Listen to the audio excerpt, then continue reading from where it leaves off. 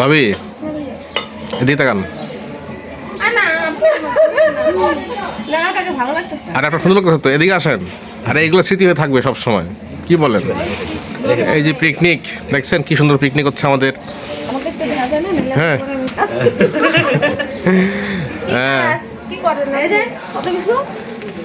আছে সবার আছে। কেমন কার অনুভূতি বলো দেখি সবাই।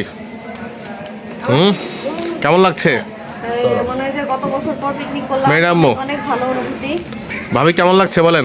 অনেক ভালো লাগছে। অনেক ভালো লাগছে। হ্যাঁ অনেক ভালো। এরকম পিকনিক কি আরো হওয়া দরকার?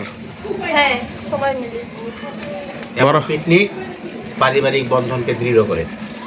হ্যাঁ, সম্পর্ক আরো উন্নতি করে এবং হচ্ছে আমাদের সবাই একসাথে মিলেমিশে খাওয়ার যে একটা ভ্রাতৃত্ববোধ, এটা সবচেয়ে বড় কথা হচ্ছে।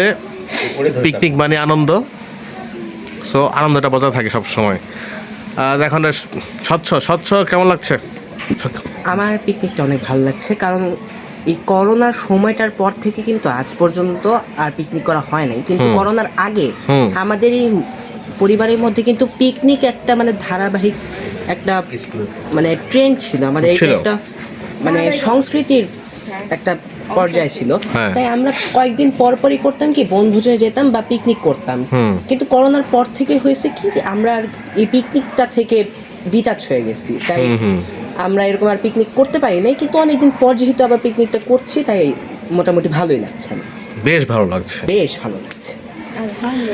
চমৎকার। ছুটিতে সবাই আমাদের বাসায় আছে, এটার জন্য হ্যাঁ, আজকে সবে বড়দের ছুটি, সবাই আছে একসাথে। আসলে সেটার জন্যই পিকনিকটা করা।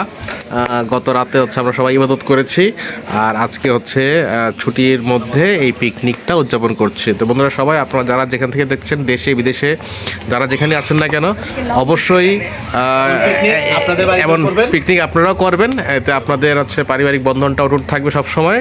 এবং সেই সাথে হচ্ছে আপনাদের সবার কাছে বলবো, ভিডিওটা যদি ভালো লাগে তাহলে অবশ্যই শেয়ার করে দিবেন। আর মির্জা ভাই 7.0-কে সাবস্ক্রাইব করে পাশে থাকবেন এরকম নতুন নতুন ভিডিও পেতে। সবাইকে অসংখ্য ধন্যবাদ, ভালো থাকবেন সবাই, আল্লাহ হাফেজ।